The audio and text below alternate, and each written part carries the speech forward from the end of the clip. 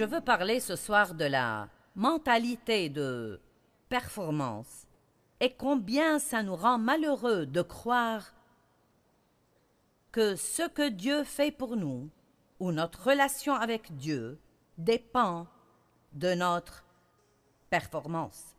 Écoutez-moi, tout d'abord, même nos meilleures bonnes œuvres ne sont pas, après tout, aussi bonnes que ça, hein, car il suffit, en faisant quelque chose de bien et juste pour quelques minutes, d'espérer que quelqu'un nous voit et nous attribue un peu de mérite, et cela gâche le tout. Il suffit alors d'avoir un petit mauvais motif.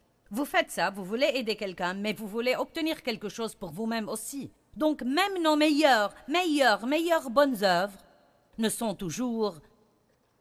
sont pas assez saintes et assez vertueuses pour être agréables à Dieu comme paiement pour nos méfaits et nos mauvaises œuvres pour pouvoir ensuite mériter quoi que ce soit de Dieu. Donc tout ce que Dieu fait pour nous, il le fait à cause de qui il est et non pas à cause de ce que nous faisons. Tout ce que Dieu fait pour nous est parce qu'il est bon et non pas parce que nous sommes bons. Vous me comprenez? Tout ce que Dieu fait pour nous est parce qu'il est bon et non pas parce que nous sommes bons. Maintenant, nous avons une bonté en nous, mais cette bonté est un don de Dieu. Et si nous sommes bons, si nous faisons de bonnes œuvres, ce n'est qu'une manifestation du travail de Dieu dans notre vie et nous n'en avons pas le mérite. Dieu a le mérite et la gloire de toute bonté.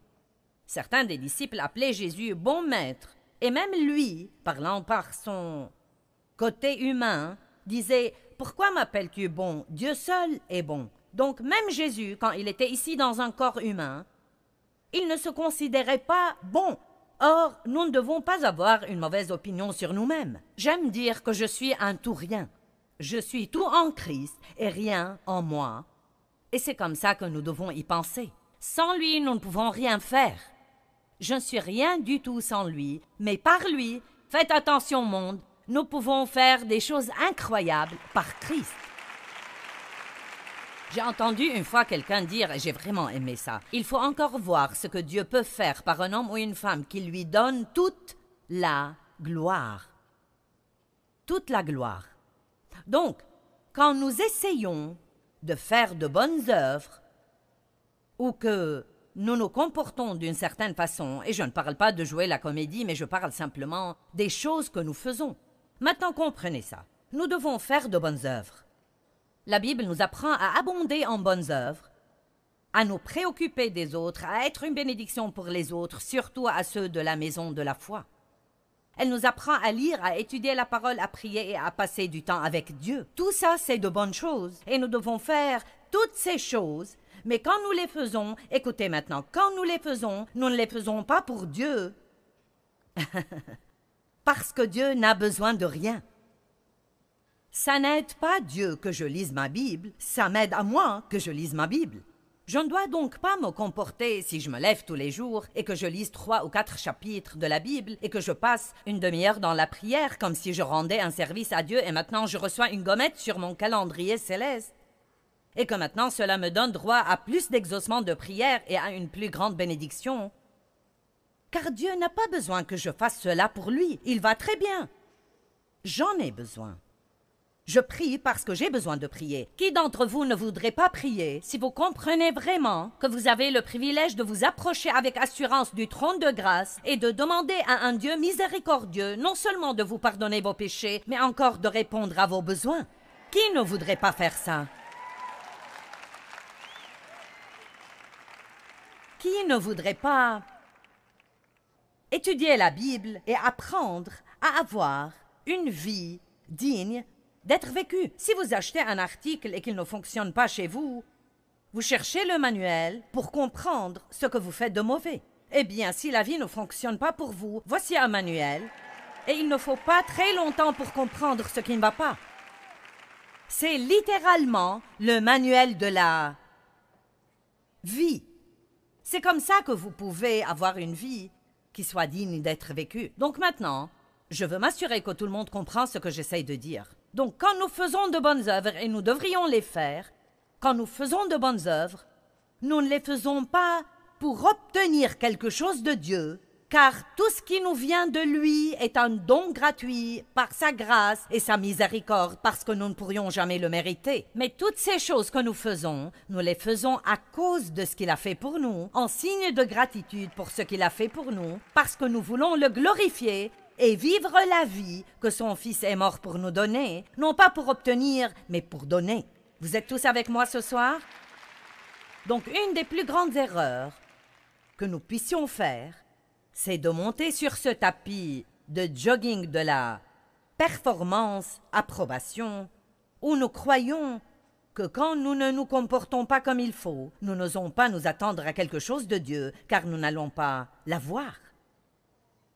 Dieu est content de vous tant que vous croyez en lui. Maintenant, c'est quoi ce tapis de jogging? J'ai un chapitre entier dans ce livre sur ce tapis de jogging. Permettez-moi de vous le lire un peu. Votre mentalité est telle « je suis endetté, je dois donc travailler ?»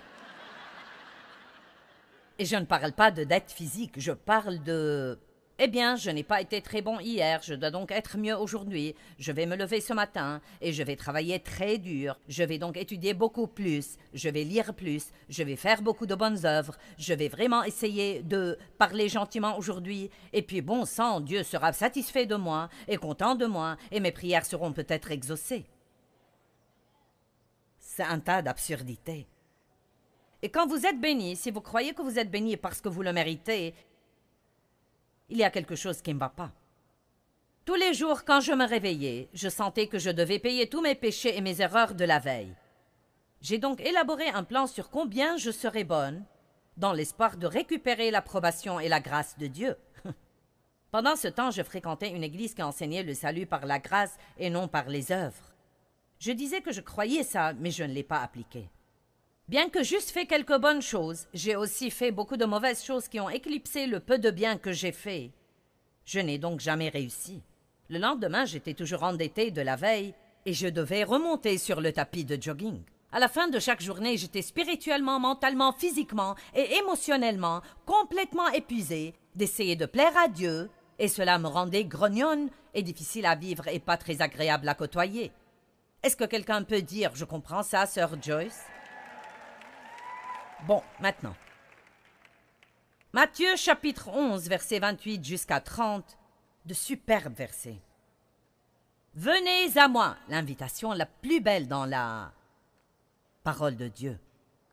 « Venez à moi, vous tous qui êtes fatigués et qui êtes chargés et accablés, et moi je vous donnerai du repos. Je soulagerai et détendrai et rafraîchirai vos âmes. Prenez mon joug sur vous et apprenez de moi, car je suis bienveillant et humble de cœur, et vous trouverez le repos, soulagement et détente et récréation et calme béni pour vos âmes. Car mon joug est aisé, utile, bon, et non pas sévère ou dur ou oppressant, mais il est miséricordieux, confortable, agréable, et mon fardeau est léger et facile à porter. Dieu est en fait vraiment très facile à vivre avec en y regardant de plus près. Non mais sincèrement, Dieu n'est vraiment pas difficile à vivre avec. Et il est en fait très facile à vivre avec, car tous les jours il a un lot tout nouveau de miséricorde, juste au cas où nous avons utilisé celui d'hier. Ses compassions sont nouvelles tous les jours. Il est bienveillant et miséricordieux et bon et gentil et aimant et patient. Pourquoi alors laisser le diable nous coincer dans cette peur? Cette peur va comme quoi à chaque fois que nous faisons une erreur, Dieu sera vraiment fâché. J'y repense maintenant et je pense, comment ai-je pu perdre tant d'années de ma vie à être si malheureuse en croyant ça? Et je prie de tout mon cœur que Dieu utilise ce livre et ses messages pour libérer d'innombrables centaines de milliers de personnes de ce tapis de jogging, de performance et d'échec et de culpabilité et de condamnation, et d'en descendre en rampant et d'y remonter et de faire ça encore et encore et encore une fois. Je veux que vous soyez à l'aise avec Dieu. Je veux que vous arrêtiez de compter ce que vous faites de mauvais et de compter ce que vous faites de bien et que vous veniez simplement à lui. Amen. Maintenant, Monsieur Ironside, un écrivain dont j'ai lu beaucoup de livres dernièrement, il était un professeur merveilleux de la Bible et il dit de Matthieu 11, 28 jusqu'à 30 que dans ces versets, nous trouvons deux types de repos, un double repos. Nous trouvons tout d'abord le repos de la conscience, où nous pouvons avoir la paix, même quand nous péchons, car nous pouvons aller à Dieu, nous repentir et savoir que nous sommes pardonnés. Ce repos de la conscience est merveilleux, n'est-ce pas? Croyez-moi, il n'est pire oreiller sur lequel poser la tête que l'oreiller de la culpabilité, de se coucher en sachant que vous avez fait un gâchis des choses et ne pas savoir comment recevoir la bonté et la grâce et le pardon de Dieu. C'est un oreiller dur pour dormir toute la nuit. Je suis donc reconnaissante de la miséricorde de Dieu, de sa grâce et son pardon, et je suis non seulement reconnaissante de pouvoir être pardonnée, mais aussi d'apprendre que selon la parole, je suis morte au péché et que je peux en fait le surmonter. Cela ne signifie pas que je peux être sans péché et ne jamais rien faire de mauvais, mais que je peux m'améliorer et vous aussi. Il y a des choses dans nos vies que nous pouvons surmonter. Nous ne devons pas rester les mêmes et continuer à lutter avec les mêmes trucs idiots, encore et encore et encore. Qui a un problème dans sa vie en ce moment et aimerait vraiment en finir? Mauvaise humeur, impatience, une sorte de dépendance. Bon, voyons. Vous savez quoi? Vous pouvez aller au-delà de ça. Vous ne devez pas y rester coincé. Ne chantez pas simplement des cantiques sur la manière dont vous avez vaincu, parce que nous sommes tous en fait plus que vainqueurs par Christ. Ne restez jamais coincé dans la pensée. Je suis coincé dans ceci et je ne peux jamais en sortir. Ça ne va jamais changer. C'est un mensonge de l'enfer. La seule chose qui ne change jamais, c'est Dieu. Mais nous pouvons changer. Les gens dans notre vie peuvent changer. Nos circonstances peuvent changer. Nos habitudes peuvent changer. Le péché n'est pas mort. Il est bien vivant sur la planète Terre, mais nous sommes morts au péché. Il y a une partie de nous, la partie régénérée de nous, qui ne veut pas pécher. Et plus vous croyez ça, plus vous confessez et vous dites « je suis mort au péché », plus vous vous considérez comme mort au péché. Je me souviens que je me réveillais le matin et que je redoutais presque de me lever, car je savais déjà que j'avais tous ces domaines incontrôlables dans ma vie et je ne savais pas combien de temps je serais éveillée avant que quelqu'un ne m'exaspère, que quelqu'un ne me blesse, que quelqu'un ne dise quelque chose et que je n'ai un accès de colère. Quelqu'un sait de quoi je parle? Et vous savez quoi? Je n'ai pas peur de me lever maintenant parce que je sais que je suis morte.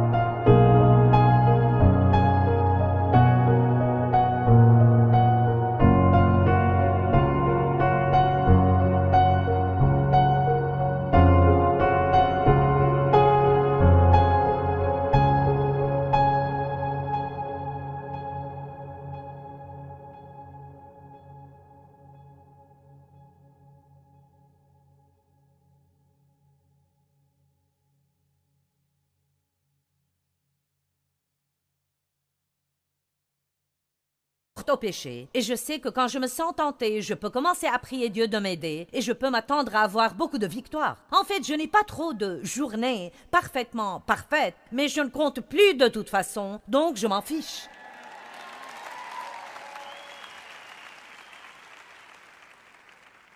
Ensuite, il y a un deuxième type de repos qui nous est offert dans Matthieu chapitre 11. Et c'est le repos que nous pouvons trouver, la paix qui surpasse toute intelligence, quand nous avons des circonstances puantes et moches qui devraient nous inquiéter et devraient nous embêter et devraient nous préoccuper et devraient nous effrayer. Et pourtant, nous n'avons rien de tout ça, parce que nous savons que, tout d'abord, pour être franche avec vous, les problèmes font partie de la vie.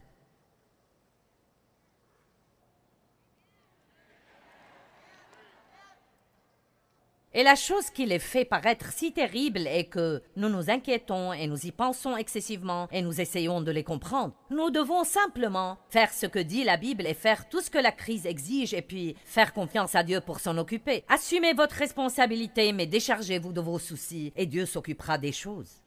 Donc, j'ai fait une petite chose, juste une petite chose dernièrement. Je l'ai mentionné hier soir, mais je voudrais en parler. C'est mon journal intime pour cette année.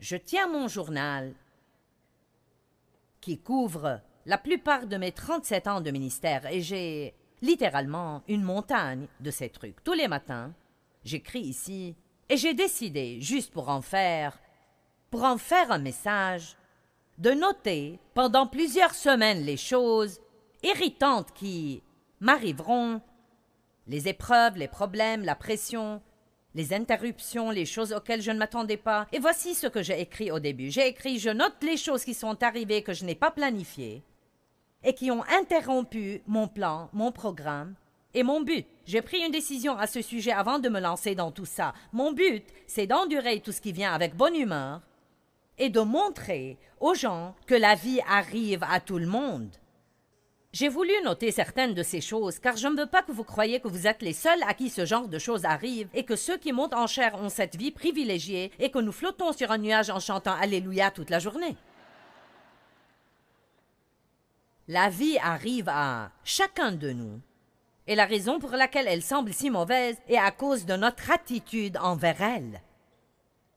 Mais dans Matthieu 11, Dieu nous offre une paix qui surpasse toute intelligence. Il dit « Venez à moi et vous trouverez le repos pour vos âmes. » Vous devez donner des vacances à votre âme. Vous pouvez partir en vacances et vous allonger sur la plage, mais ne jamais donner des vacances à votre âme, car vous vous absentez du travail pour vous allonger quelque part et vous inquiéter pour vos problèmes. Je vais prendre un jour de congé aujourd'hui pour comprendre cette chose. Eh bien oui, c'est vraiment un congé. Vous reviendrez au travail plus fatigué que vous ne l'étiez si vous n'aviez pas pris ce congé. Amen? Nous devons donc donner des vacances à notre âme. Et vous savez quoi? Je dirige maintenant avec beaucoup d'aide. J'étais autrefois capable de dire que je le dirigeais, mais je ne fais plus vraiment ça. Mais j'ai évidemment beaucoup de responsabilités pour un ministère mondial et je le fais en vacances. Certains de vous me regardent comme... Je ne parle pas d'aller s'allonger sur la plage quelque part, ce n'est pas le genre de vacances dont je parle. Je parle en fait de « mon âme est en vacances ». Je peux vous dire que je suis ici ce soir et que je suis aussi libre que je puisse l'être. Non, mais je n'ai pas une seule pensée d'inquiétude au sujet de ce que vous pensez de moi.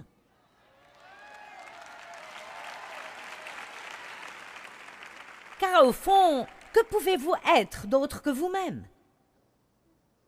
Et quand nous nous inquiétons pour ce que tous les autres pensent et ce qu'ils vont faire et ne vont pas faire, à ce moment-là, nous perdons notre paix. Mais si nous sommes enracinés dans qui nous sommes en Christ et que nous savons qu'il nous aime vraiment et qu'il nous a acceptés, nous ne devons pas être excessivement préoccupés de la façon dont les autres nous voient et de ce qu'ils pensent de nous. Donc, en 42 jours, car j'ai fait ça pendant 6 semaines, en 42 jours, 34 choses me sont arrivées. 42 jours, 34 choses, ce qui signifie qu'en 6 semaines, je n'ai eu que quelques journées où les choses se sont passées comme je les avais planifiées. Je veux vous apprendre quelque chose ce soir. Donc, qui va apprendre les choses qui me sont arrivées? Bon. D'accord, tout d'abord, je me suis fait mal au dos à la salle de gym. Puis l'eau s'est répandue de l'humidificateur et elle a formé des bulles sur le bois d'une table. Je me suis cassé un ongle et ce pourrait ne pas sembler mauvais pour vous, mais il l'est pour moi. Je me suis tordu le poignet. J'ai oublié des bagages dans l'avion. Maintenant, ma mère et ma tante ont 89 et 86 ans. Et c'est ma responsabilité de m'occuper d'elles. Et elles sont maintenant dans une maison de retraite. Ni l'une ni l'autre ne peut faire grand-chose. Et donc, nous recevons tout le temps des appels de la maison de retraite. Tante Marie est tombée de sa chaise, ta maman est tombée du lit. Vous savez, Tante Marie doit aller à l'hôpital, Tante Marie doit sortir de l'hôpital. Et on ne sait jamais quand ces trucs vont arriver. La maison de retraite a appelé 2 fois au sujet de ma mère, et elle a appelé de nouveau. J'ai toujours mal au dos, je me suis fait mal au bras en faisant des étirements pour mon dos.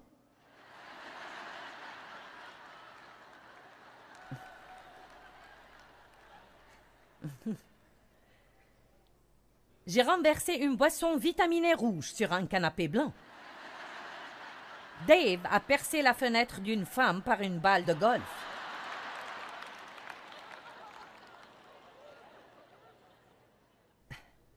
Quelqu'un sait ce que sont ces oreillers que vous pouvez... Ils sont comme une chaise et vous vous asseyez dessus, comme dans votre lit, quand vous regardez la télé. Bon, j'essayais d'utiliser l'un d'eux et je ne l'ai pas aimé tant que ça et Dave l'a aimé et il l'a mis de son côté du lit. Une fois, je me suis réveillée la nuit et cet oreiller était couché sur le côté et donc il ressemblait dans l'ombre. Il était penché comme ça. J'avais l'impression que Dave était couché sur le côté avec son bras comme ça. J'ai donc commencé à lui parler. Dave, qu'est-ce qui ne va pas avec ton bras? Dave, réveille-toi! Puis je l'ai secoué et j'ai réalisé que je parlais à un oreiller. Dave était ailleurs et m'a laissé avec l'oreiller. J'ai dû dépenser de l'argent que je ne voulais pas dépenser pour remplacer un matelas et un canapé que je n'avais pas prévu de remplacer. Bon, allons-y. Je me suis coincé l'orteil dans mes sous-vêtements.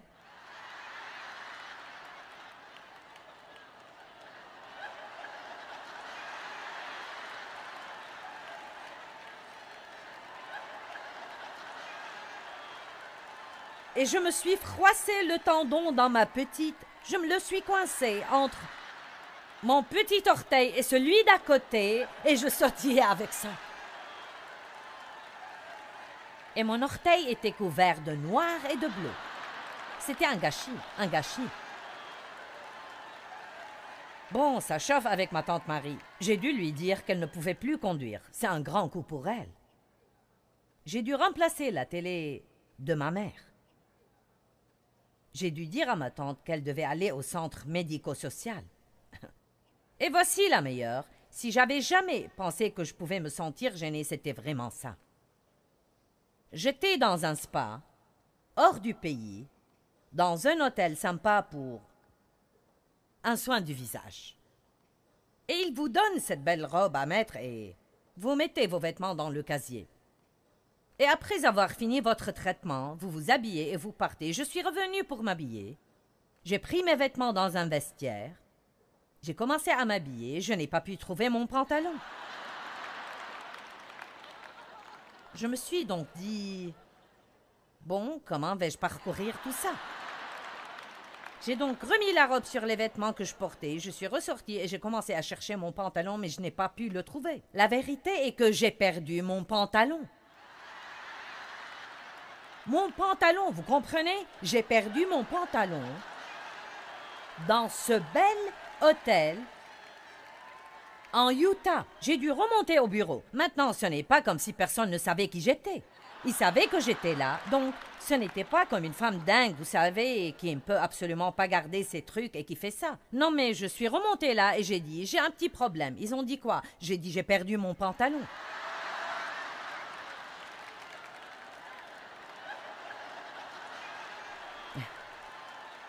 Bref, ils m'ont dit de passer au magasin de cadeaux et ils m'ont donné un nouveau pantalon. Et finalement, après avoir été suffisamment gênés et après avoir eu ce bel exemple pour partager avec vous, ils ont trouvé mon pantalon.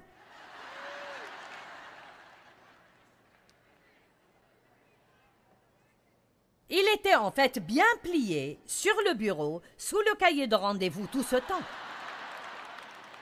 Je ne sais pas pourquoi je ne l'ai pas mis dans mon casier et quelqu'un l'a ramassé et l'a pris à la réception. Ma mère a perdu les lunettes que nous avions achetées à 400 $. Elle les a accidentellement jetées à la poubelle. Notre eau a été coupée 24 heures. Ma tante a eu un zona autour des yeux et elle est allée chez un spécialiste. Une situation à laquelle je ne m'attendais pas est arrivée au travail et ce n'est pas toujours bon. Dave a dû se faire opérer au dos. Ma tante a dû se faire hospitaliser d'une pneumonie. Je suis allée en Indonésie qui est en fait très loin et beaucoup d'heures de vol. Quelque chose comme... Combien c'était? 42 heures et 7 jours de vol. Je suis arrivée et pour la première fois en 10 ans, la ville a été inondée. Et nous étions là pour des conférences. Je suis rentrée et après 3 heures à la maison, j'ai reçu un appel pour prendre tante Marie de l'hôpital. J'ai eu avec un employé un problème. Le site web a été en panne pour 2 jours, le téléphone a été arrêté. J'ai heurté l'orteil contre le pied du canapé, mais ce n'était pas celui que je me suis coincé dans mes sous-vêtements. Donc, de toute façon, vous comprenez, je ne vais même pas finir ça, j'ai eu un virus à l'estomac et autre chose. Maintenant, voici la chose qui est si belle dans Matthieu 11. À dire vrai, si je n'avais pas noté ça dans mon journal exprès, je ne me serais rappelé rien de tout ça. Ça n'aurait même pas été un souvenir pour moi. Je n'aurais même pas pu revenir en arrière et le retirer de mon bloc mémoire. Vous savez pourquoi? Parce que chaque chose qui arrivait, je faisais confiance à Dieu et il me donnait la force et la grâce de m'en occuper. Vous avez toujours la grâce pour faire tout ce que vous devez faire le jour où vous devez le faire. L'amour de Dieu pour vous ne dépend pas de votre performance. Et c'est une excellente nouvelle. Donc, quelle que soit votre opinion sur vous-même, ou combien vous êtes déçu, ou combien vous êtes fâché contre vous-même, n'oubliez pas, Dieu n'est pas fâché contre vous.